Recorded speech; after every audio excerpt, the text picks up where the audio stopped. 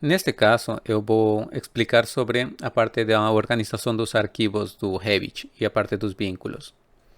A primeira coisa que tem que saber quando uma pessoa pega o projeto é como vai distribuir nos arquivos do Revit o projeto, já seja por disciplinas ou já seja por sectores. Isso é muito importante porque depois pode gerar um problema do peso dos arquivos que torna inviável o uso. Normalmente, quando uma pessoa está passando do CAD para o Revit, termina fazendo tudo no mesmo arquivo. Isso acontece muito.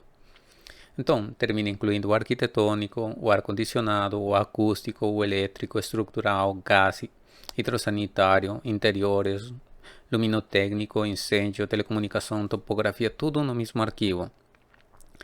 Isso faz com que o arquivo termine sendo muito pesado a futuro. Por quê? Porque a pessoa, por exemplo, inicia com um arquivo de 50 megabytes que tem as coisas básicas e quando vai inserindo famílias, o arquivo vai pesando mais e mais.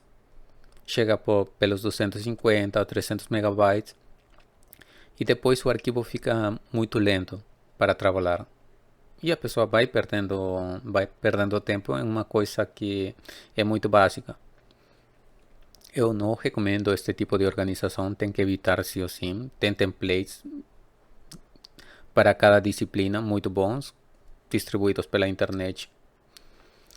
Então, o que deveriam escolher, na verdade, como mínimo, é separar por disciplinas. Então, tem um arquivo para o projeto arquitetônico, um arquivo para o projeto estrutural, para o projeto hidrossanitário, incêndio elétrico, e podem ter um arquivo para compatibilização também.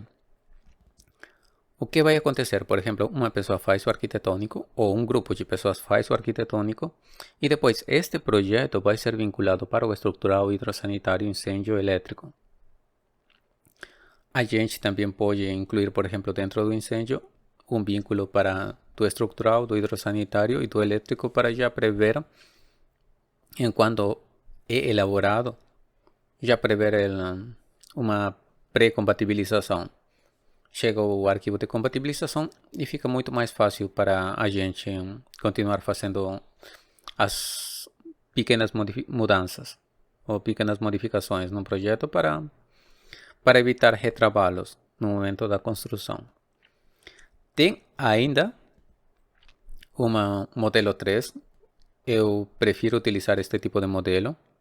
Por quê? Porque, por exemplo, tem um arquivo para o arquitetônico, mas só para o modelo. E as pranchas são geradas em outro arquivo. O estrutural, a mesma coisa, o hidrossanitário também, o incêndio também. Aqui tem mais linhas, eu não coloquei para simplificar um pouco.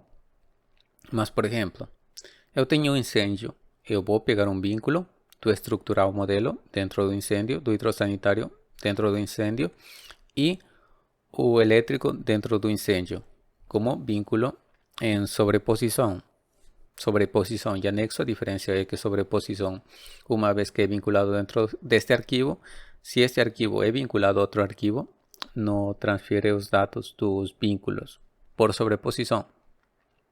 Mas se fosse por anexo, o arquivo traz consigo todos os vínculos. Então, eu acho muito mais prático trabalhar por sobreposição sempre.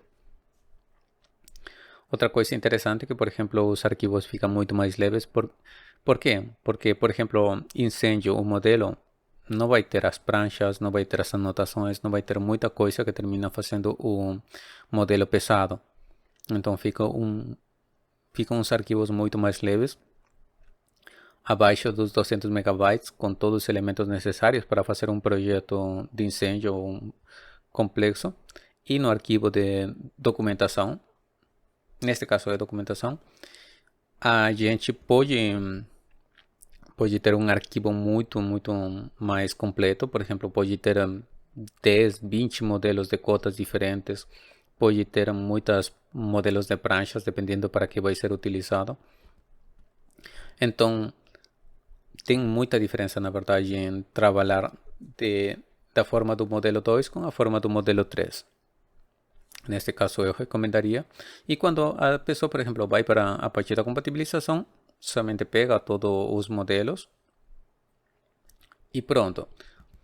Também fica mais fácil para duas pessoas trabalhar com uma trabalhar no modelo, outra trabalhar na documentação, sem interferir uma com outra. Também dá para trabalhar no mesmo arquivo por Workset, mas isso é outra coisa.